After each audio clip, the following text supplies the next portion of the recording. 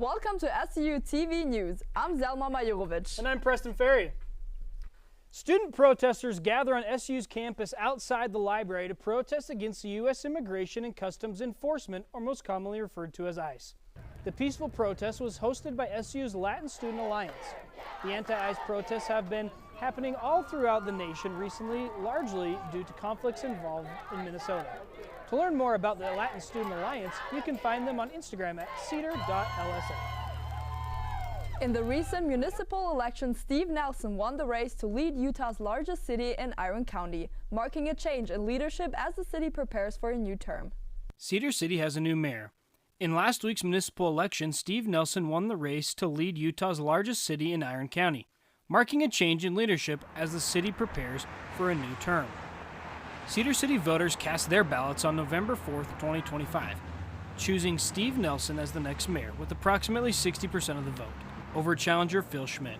Nelson's victory follows an open contest after longtime Mayor Garth Green did not seek re-election. Hi, I'm Steve Nelson, newly elected mayor for Cedar City. I first want to just express my gratitude for the trust that has been placed in me to serve this community as mayor.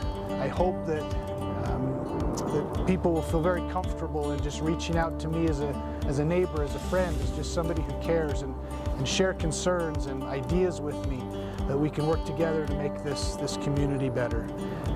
So thank you again for the opportunity and look forward to serving. Nelson ran on priorities including economic development, infrastructure improvements, and enhancing services for local residents. With his term beginning in early 2026, Cedar City now looks ahead to city planning and budget discussions under its new leadership. Yeah, one of our main focuses in economic development is to create jobs and bring new businesses. And I'm looking forward to working with Mayor Nelson and some newly elected officials and our incumbent officials to help bring in new business, everything from retail and shopping opportunities to new manufacturing jobs to a variety of things that will help create jobs for students and for families who have moved away to be able to come back to the communities that they grew up in.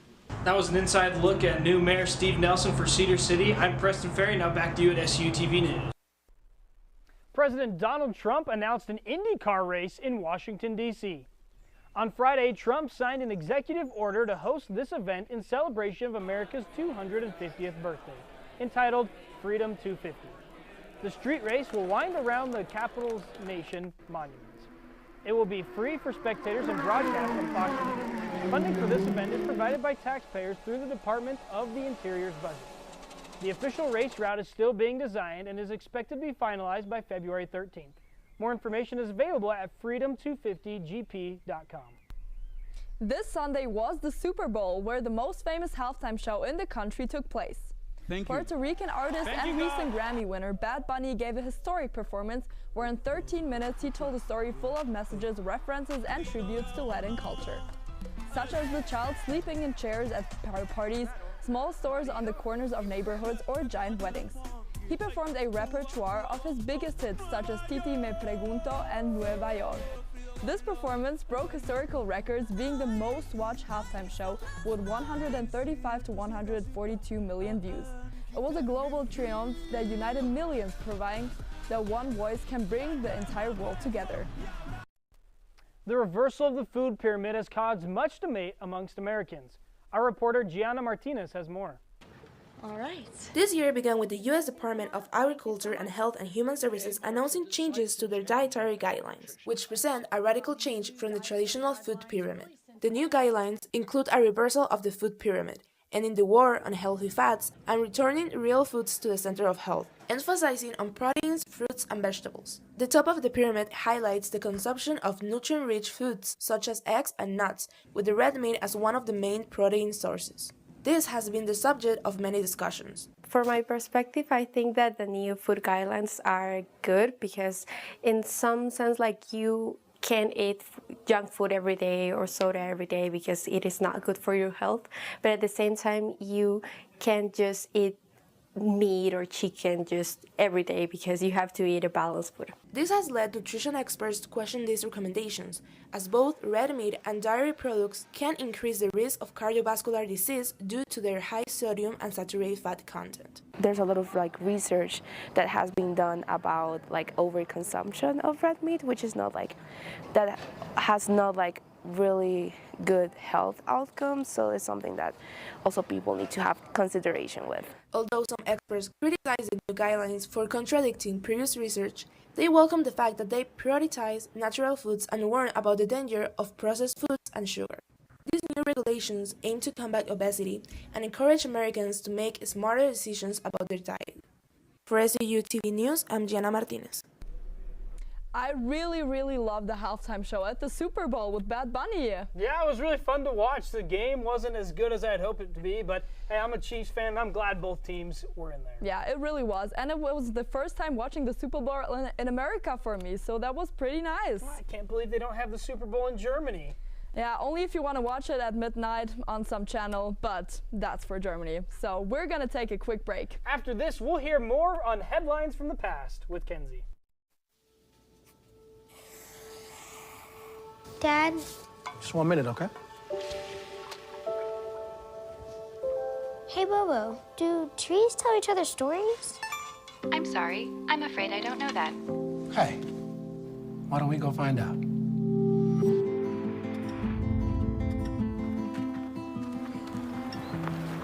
Listen. Do clouds take naps? I couldn't tell you.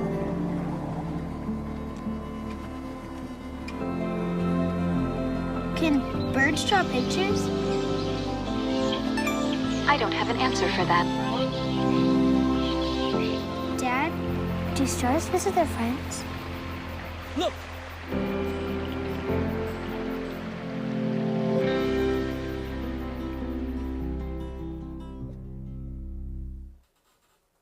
Welcome to our segment, Headlines from the Past, where we explore historical events that have happened on this day. Now, we all know the legendary Jackie Robinson for becoming the first African-American Major League Baseball player. Well, on this day, February 10th in 1946, Jackie Robinson married his sweetheart, Rachel Issam, at the Independent Church of Christ in Los Angeles, California. This was about 5 years after the two had met at UCLA, and Rachel was his greatest supporter during one of the most monumental moments in sports history, all while building her own legacy as a nurse and educator and activist. So today, let's remember their 26 years of marriage and wish them a happy anniversary. Also on this day in 1968, American figure skater Peggy Fleming won the Olympic gold medal in Grenoble, France. Not only did she receive a gold medal, but also went on to win 3 world championships and became a skating commentator for ABC Sports. While she was the only member of the U.S. Winter Olympic team to win a gold medal that year, it really was a great day for the U.S. to celebrate her achievements. And with the Winter Olympics going on right now, let's continue to celebrate the history of this inspiring athlete. Well, that's all for today's Headlines from the Past. I'm Kenzie Barlow. Make today be worth remembering. And after a quick break, we'll learn more about SUU's food pantry. In every family, small conversations can make a big impact. I grew up on tour with my parents. Kind of different, but we bonded over music just like other families do over sports, camping, or other interests. And we talked.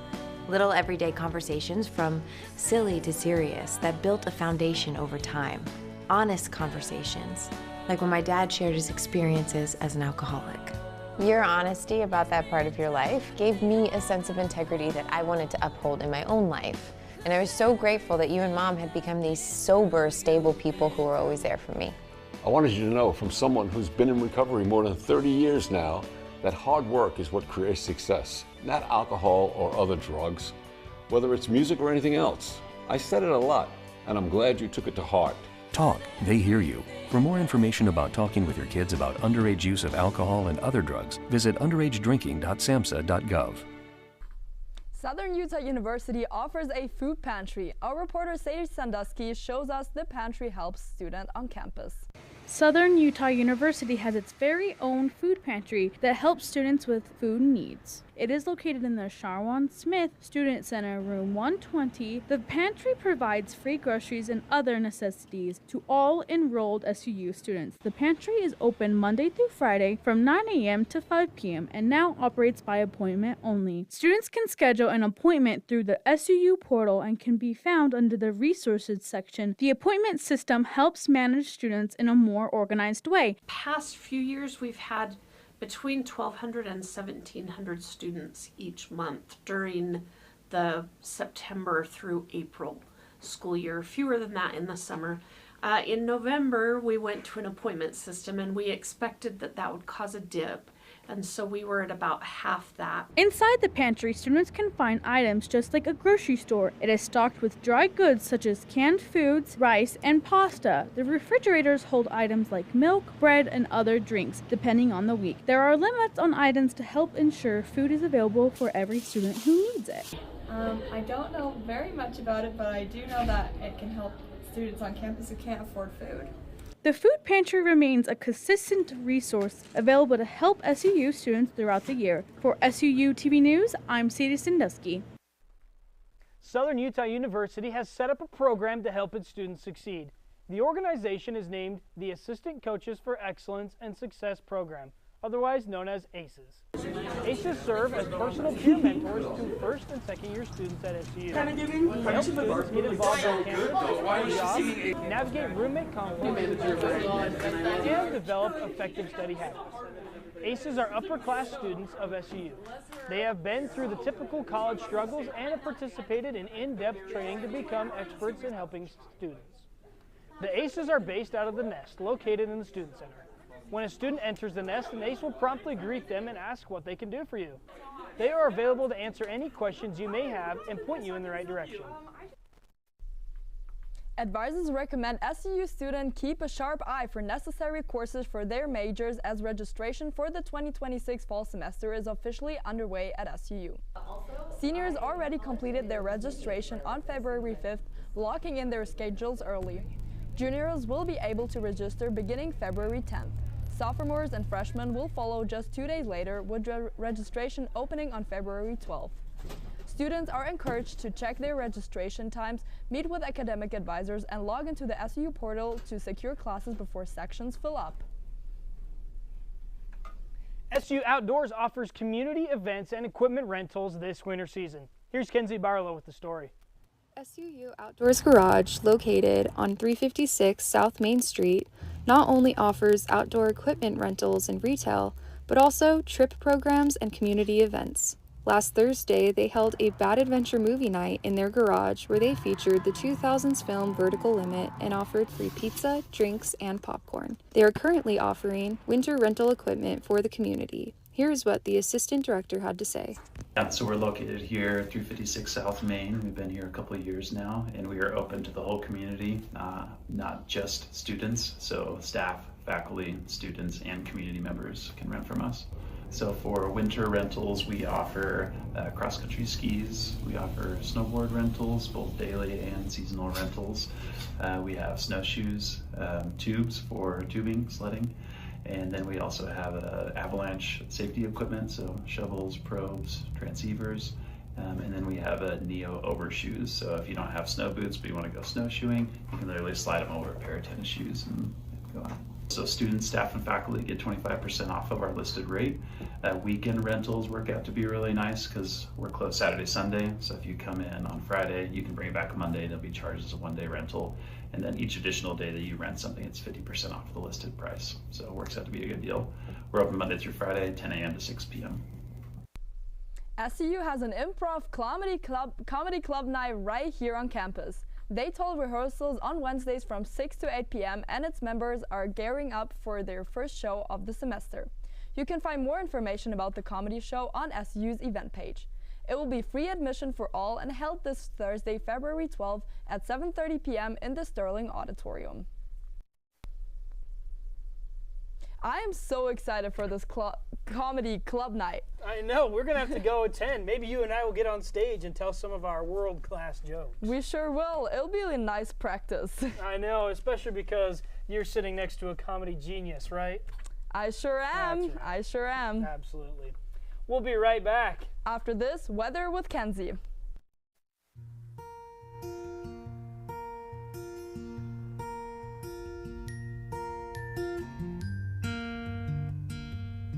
Someone had fun today.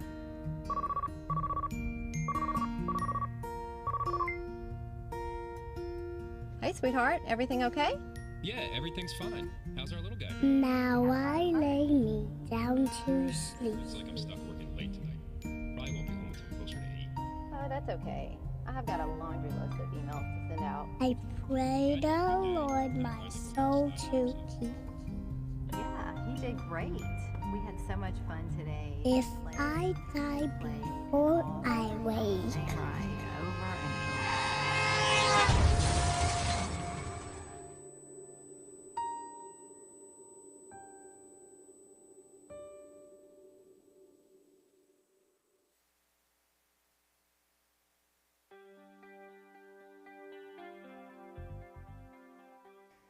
Welcome to SUTV Weather. I'm your weathercaster, Kenzie Barlow.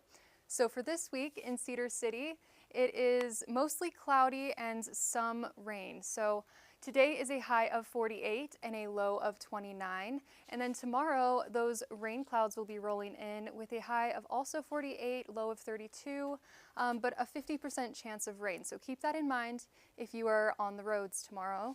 And then the rest of the week, mostly cloudy with some more expected rain on Monday. Now for my Bryan Head folks, if you're going up today, all lifts are open. It is cloudy with a 22-mile-per-hour windy day, but with all the lifts open, you have all that terrain to slope. So for the Bryan Head forecast for the rest of the week, tomorrow we will get some snowfall starting at 2 a.m. And hopefully Bryan Head will get about 3 inches of snow. So a great day to go if you like it on Wednesday or after in a sunny day, cloudy. Thursday would be a great day to go as well. Now that is all for weather. After this quick break, sports with Preston. Jason, let's go see your room.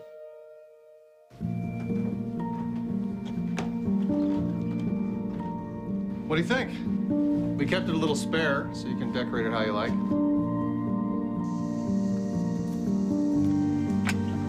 Dinner! Go. Excellent. Yeah, I saw you guys out there. We're the family. Yeah! Oh, I thought you were on my team.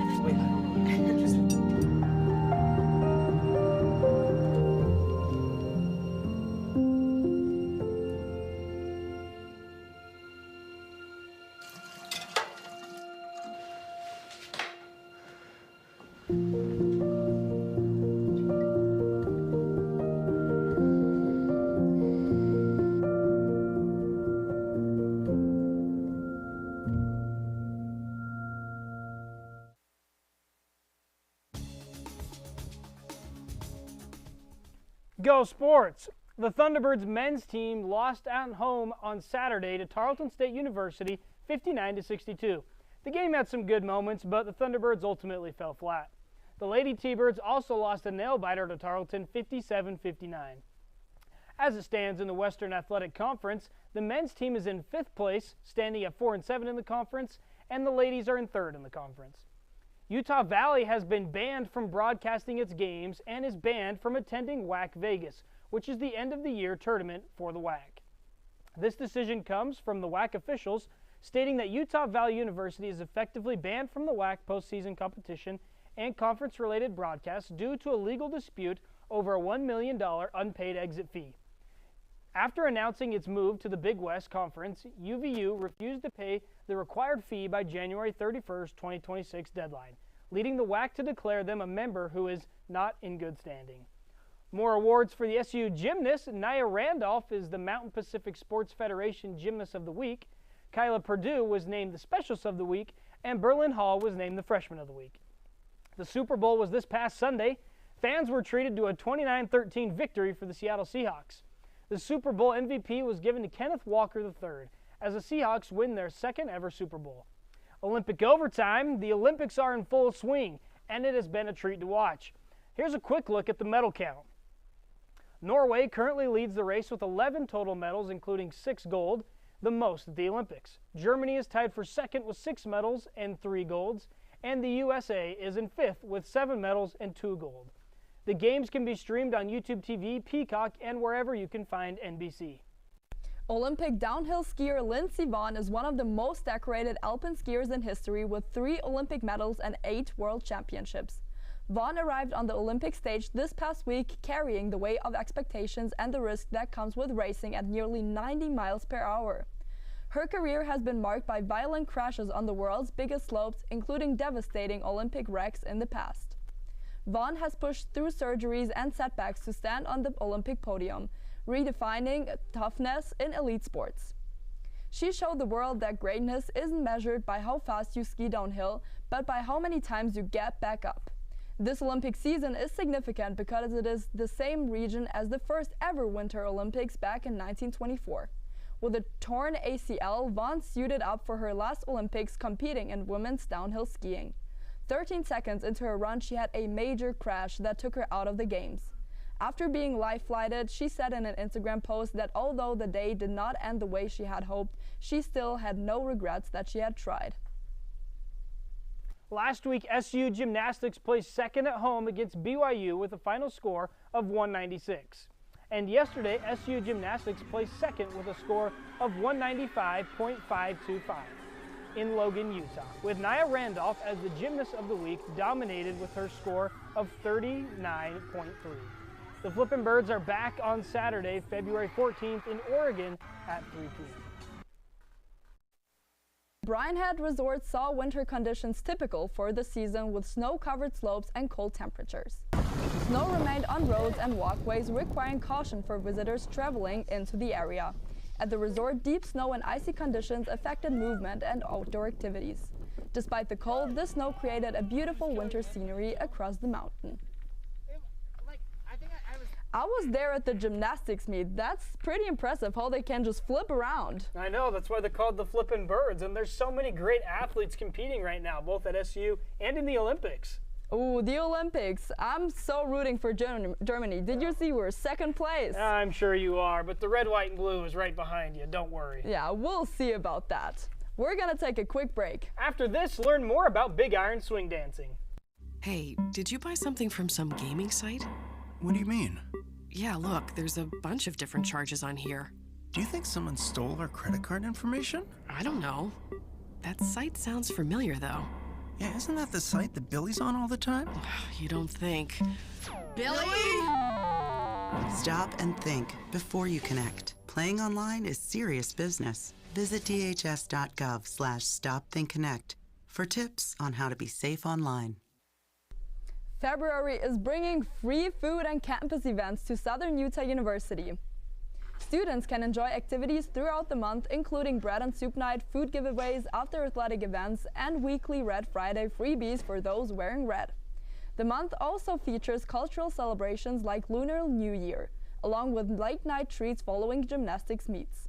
And while enjoying campus events, students are reminded that registration for summer classes begins in early February.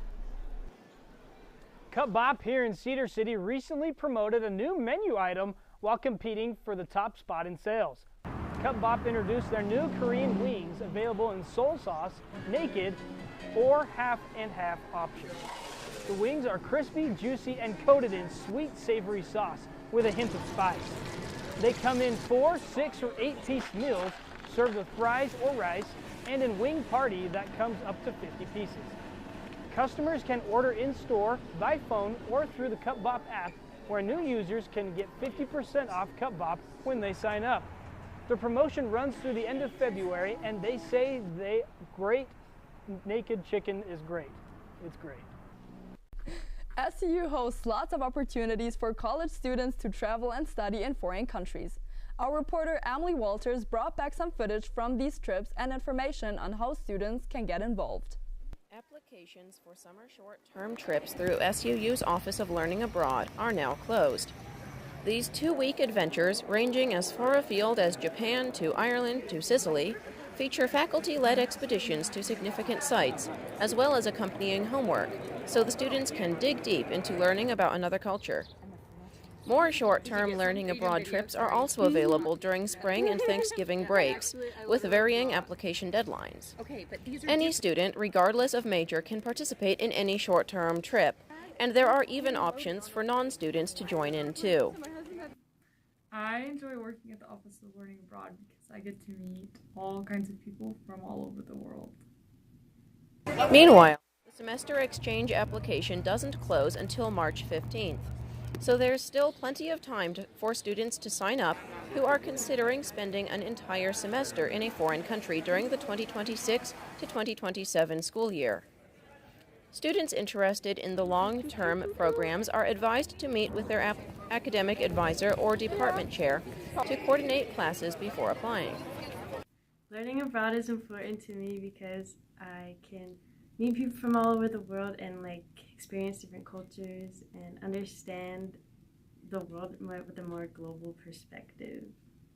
Find more information on both the short summer trips and the semester exchanges at suu.edu/studyabroad. For SUTV News, I'm Emily Walters. SU students are helping decide what will take the stage next year. The Theater, Dance, and Arts Administration Department has begun its season selection process. Students will weigh in with their ideas before final decisions are made. Jacob Merrill has more. For the second year, SUU's Department of Theater, Dance, and Arts Administration is inviting students to take part in choosing next year's productions. In October, students and faculty submitted more than 40 production proposals. That list has now been narrowed down to 16 possible shows, including Jesus Christ Superstar, The Lightning Thief, Romeo and Juliet, and more. On Wednesday, the department hosted its first public season selection meeting, giving students the opportunity to share their thoughts and learn more about how decisions are made. I think it's really important for students to be able to speak up about things that they're concerned about, things that they're passionate about doing. We want to make sure that we all have a well-rounded education. So it's nice to be able to come to these meetings and be like, hey, I feel like I want to do this to grow best as an artist, and that the faculty is there to listen and hopefully take our concerns into consideration and help us grow.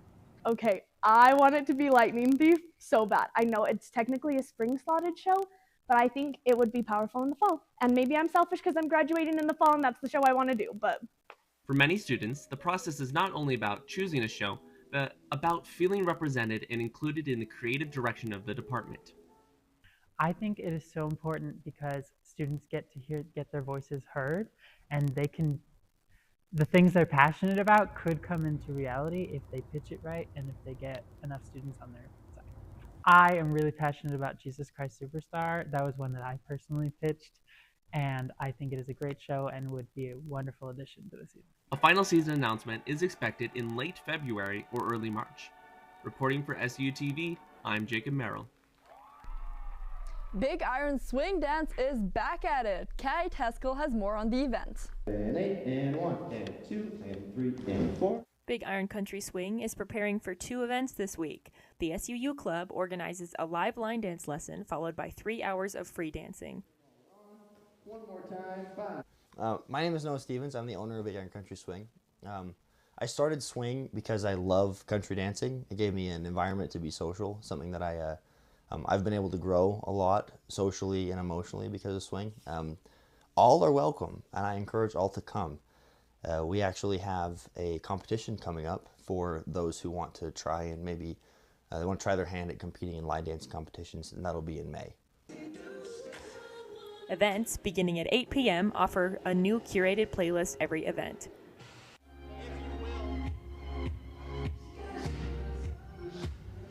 Excitement stays high as attendance grows, and so does the passion for dance. My favorite thing about Big Iron each week is since I help with preparing the playlist and helping with kind of the back end of things, it really, really is the most rewarding to see people just out having fun and smiling, knowing that I have done something to make their week or their day just a little bit brighter.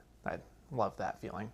Regular swing events take place every Tuesday and Friday. SUU students are encouraged to join the fun. This is Kate Haskell with SUU News. Thanks for tuning in to SUTV News. I'm Zelma. And I'm Preston. See you next time.